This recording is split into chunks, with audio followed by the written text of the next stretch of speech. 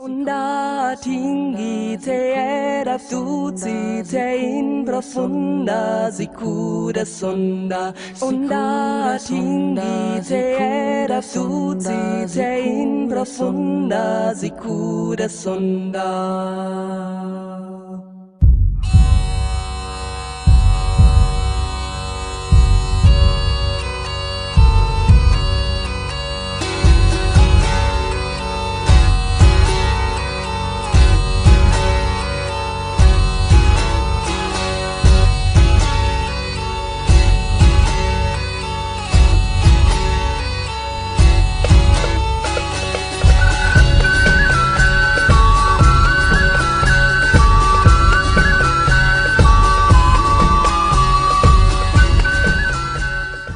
G'day, Tragic here, and welcome to turn 4 of Pathfinder.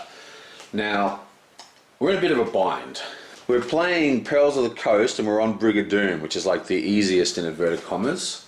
But I've made some really bad mistakes. Not only, I've had some rule errors, because I'm kind of learning the game, but I'm also trying to get a grip with running this many heroes, which is what I want to do for the campaign. Basically, I need to memorize all their abilities. I'm getting better, but I'm still having some problems. But, so as well as the misplays, there's been a few errors. Like, for example, I thought that we could change first player each time. So I'm making her the first player now. I actually used her, I think, for 3 of the 4 turns. I mean, for the 2 of the 3 turns that we've done as the first player. So it's not a huge problem. We've only got 2 rounds left, so there's 12 turns left, and that's the end of the game. Now, the thing is, we closed 2 locations last turn. Basically, the woods is shut and the wooden bridge is shut. Now, that's interesting because now we have 1, 2, 3, 4, 5, 6 characters and 6 locations. Which means if we move these characters to locations that they have the best chance of closing. For example, Sione is at the academy, which requires an arcane test to close, and she's really good at arcane. So if we move all the characters to locations that they have a good chance of closing, if by some fluke we do find the villain in the next 2 turns, we have the possibility of closing all the locations, because there's actually a location can be closed for every single character. There's a few things I've been, like I always forget to use the Brigandoom ability. I've got to start remembering that. But I've really been, I don't know. I feel like this isn't going to work. Like I feel overwhelmed with the size. Look at the size of this deck, for example. It's like huge.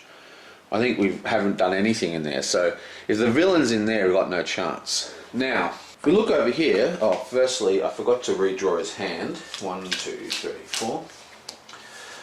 4. Blessings are a premium. Blessings allow us to scry further into the decks, which is a really good thing. We have, for example, she's got 1 blessing here. We've got 1 blessing here. Whoa, 3 blessings, awesome. 1 blessing. 2 blessings. And 1 blessing. Now, the question is, does using those blessings this turn actually increase our chances? And I think the answer is no. Now, I did some foolish discarding of some allies that could have done extra explores. But the thing is, I think it might be more prudent to hold all our blessings for the next turn. Just hold them off, and then every character is going to have the maximum amount of blessings in their hand. So they might have 3, and that way they can do the scrying, and then they can stop, and then they can just start using those on other characters. That might be the way to go, but the problem is if we take damage, we lose the blessings completely. I don't know, there's a lot to worry about here. I'm not quite sure how we're going to do this. But anyway, let's get started. It starts off with Kyra's turn. Now she's not going to do any trading, and then she is going to move to a location that she has a good chance of closing if the opportunity arises. And her best is Divine Wisdom. Now the problem is, the Wisdom location is actually the Treacherous Cave. But we've already have Hask there. Like Hask is already here. And to leave the Treacherous Cave requires you to do a test. In this case it's a Wisdom test or a Survival test. Now he has Survival, which is good for closing the cave. So basically Kara's a bit of a lost lamb. We don't really know what to do with her. She does happen to have her mace, and she's also got guidance, which adds 1 to a check. So she does have a weapon that gives her a plus D8 on her melee. So I think, charisma, diplomacy. So I think her choice is she has to go to a location that has a monster to kill. And so I think she's going to go to the farmhouse. Bang. Okay, let's get this started. Let's advance the blessing deck. It is discard this to add 2 dice to a dexterity check. Nice. And the location is, boom, she gets Boots of the Elven Kind. This is a dexterity or an acrobatics 5. Dexterity acrobatics. Well, her dexterity is a D4, so she automatically fails because we need 5. So that's just a failure. Now here is the question. She has a Blessings of the Gods, but I don't know whether it's worth her using it.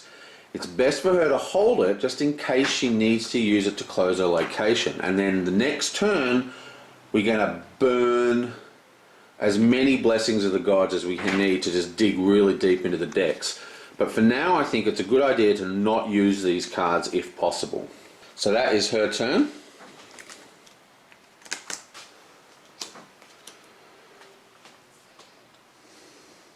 Okay, and next, yoink! Discard this card to add 2 dice to a non-combat strength test. It's Lynn. Now Lynn is at a closed location. Now her charisma is a D8, which is like the highest charisma in the game, or in our game. And I believe this is a charisma to close. Charisma or diplomacy. Who's got diplomacy? Actually, Sonoy has a really good diplomacy of D12 plus 2, which is way better than a D8. The academy can be closed with an intelligence test, and her intelligence is D6 plus 3. It's just not very good, is it? I think we are going to send her to the prison. Okay, yonk. And let's flip it over, yonk. Ooh, a battered chest. This is a dexterity disable or a strength melee. Okay, so she's going to automatically fail this. Her strength is a D4 and her dexterity is just a D6. That's an automatic fail again. Yonk. Okay. And for her second roll, she's just going to do a cure. And we've done a couple of these. This is a D4 plus 1. Come on, high numbers. Yabonk. 3. Awesome. So that is a heal of 3 upon herself. And then we have to roll for her a Divine 8 check to see if we recharge this. And that is a D10 plus 1. And we need a 8. Come on. Boom. Oh, come on. Let's try it again. Yeah, boom. 7, 8. Beautiful. So that is recharged instead of discarded. So that's 4 cards. 1, 2, and there's only 3 in her hand. Bam. And then this gets recharged afterwards. So we just shuffle that up. We discard, we recharge the cure. Then I'm going to discard the Potion of Fortitude. Now again, I have a blessing, but we're going to stick to my plan. It's a hand size of 5. 1. It's Sajin's turn. We have strength-based combat check. Awesome, that's the perfect card for him. Alright, so she's done.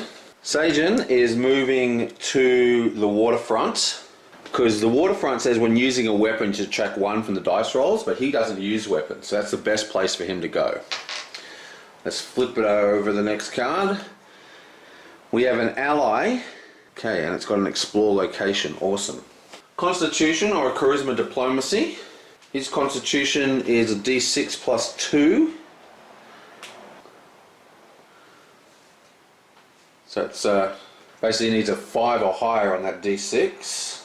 Well, we really want this, but again, we do not want to actually use any blessings. We want to save all these blessings for later. So he doesn't have anything, basically. So that's an automatic fail again. Yoink! That's the end of his turn. Now, he didn't spend any cards, but he didn't lose any cards. So I think he's just going to discard the Caltrops, draw 1 new card. Look at that, 4 blessings. Awesome. Okay, next. Blessing of Chivelen or whatever. Discard this card to add 2 dice to a non-combat wisdom check. Okay. Now, Sione is actually already at the correct spot, so she doesn't have to move. And the final card at that location is Charm Person, which is Intelligence Arcane 4. That's definitely something she should get. Her Arcane is a D12 plus 2. So let's roll that out. Yoing! 6, 7, 8. That's a win. Comes into our hand. Bury this card to draw 1 random human ally from the box and add it to your hand. Well, let's do that right now. If you don't have Arcane, well, we do have the Arcane skill, so boom, bury it. Okay, so we're just going to bury that card. Okay, so she's got 1, 2, 3, 4, 5, 6, 7 in hand, and she can only carry 6. It's going to be the last turn. She's got cards left, so she's going to discard the guard, the braces, keep the Night Watch, discard the Blast Stone, Troubadour she keeps. Mirror Image she's going to keep, so that's 1, 2, 3, 4, 5, 6. She gets Force Missile and Potion. And now we randomly draw an ally. Now it has to be a human ally, remember. So if we draw like an animal or something, we'll just draw again. Cut. And we get a Night Watch. Okay, awesome. Okay, so that goes into his hand. Now, there is no more cards at the Academy, so we're going to try and close this again, and hopefully we will succeed this time. It's an Intelligence Arcane 6 check. Now, her Arcane is a 12 plus 2, so she's got a really good chance of doing it naturally. Now, so, we're going to try it naturally, and again, this is all about what I was saying before. If we fail this check, she's in the position to close it next time if, we need to, using a blessing, to beef up her attack. But if we use the blessing now, we might not need it. We might need the blessing next turn, so no blessing is going to be used. Now, we just need a 4 on a 2d12 to get this, so come on, higher than 4. Yeah! 6, 7, 8. That's it. Closed. So that location is also closed. And these are the remaining cards. They get shuffled back in. Okay, so she's done. Now there's only 5 locations that need closing. Now, yoink! We have the Blessing of Pharantazia, which is add 2 dice to a check when playing spells. Wow, that's pretty awesome for an attack spell. Now she's already in the right location, so she's just going to go straight here and do her thing. Longbow. The longbow is a dexterity or a range 5. That's a really good weapon. I hope she wins this. Her dexterity is only a 6, so she has a chance to do this if she rolls a 6. Come on, 6. Come on, 6. Fail. So that's a fail. And once again, no digging. Now, we didn't actually use any of her cards, but so she's got 4. Keep the 2 blessings, obviously, and keep the mace. So we're going to chuck that out, see if we can score another blessing. Yoink! It's a potion. See, that's not bad. See, the thing is, we've got the 2 blessings and this. See, she's got 4 health, okay? Now, it's going to be the last turn, next turn. But now that I know that when you die, when you take damage, it only comes out of your hand, it doesn't come off your deck, makes it a lot easier to just fight things, because even if she gets hit for 500 damage, she only has 4 cards to lose, and that's got nothing to do with her deck drawing, you know? And she's got enough cards, 1, 2, 3, 4, 5, 6, to draw up to a full hand. I think the game actually ends immediately anyway, so that you don't even need to draw your last hand. So basically, yeah, it just doesn't matter. I mean, you've got to discard, just discard, and try and get these blessings. Still, we do have 2. Right. And lastly, for Hask, we have a Blessing of the Gods. It's pretty boring. Hask is at the correct location. He has a sling to pick up, which is a dexterity range 5, which is a +3, and an 8-sided die. Oh, come on. 3, 6, that's a win. Goes into his hand. Yonk. 1, 2, 3, 4, 5, 6. Okay. Now he has 1, 2, he got tons of cards, so all we need to do, find out which of these is the best weapon. That's a +D8, it's a +D6, +D8, +D6, +D4. Yep, so he's going to discard 1, 2, 3, 4 and draw up to 5. 1, 2, 3, 4, 5. He gets another 2 blessings. That's what we like to see. Okay, that was a very quick turn. 1, 2, 3, 4, 5, 6. Okay, so everything went to plan. We now have quite a large number of cards at which we can use to dig through the encounter decks. We also have closed another location, which is awesome. So now we have 1, 2, 3, 4, 5 locations and 6 characters, which is really, really cool. Okay, so I don't think this is going to work. I'll catch you guys next time. Onda tingi te era tuzi te in profunda sicura sonda. Onda tingi te era tuzi te in profunda sicura sonda.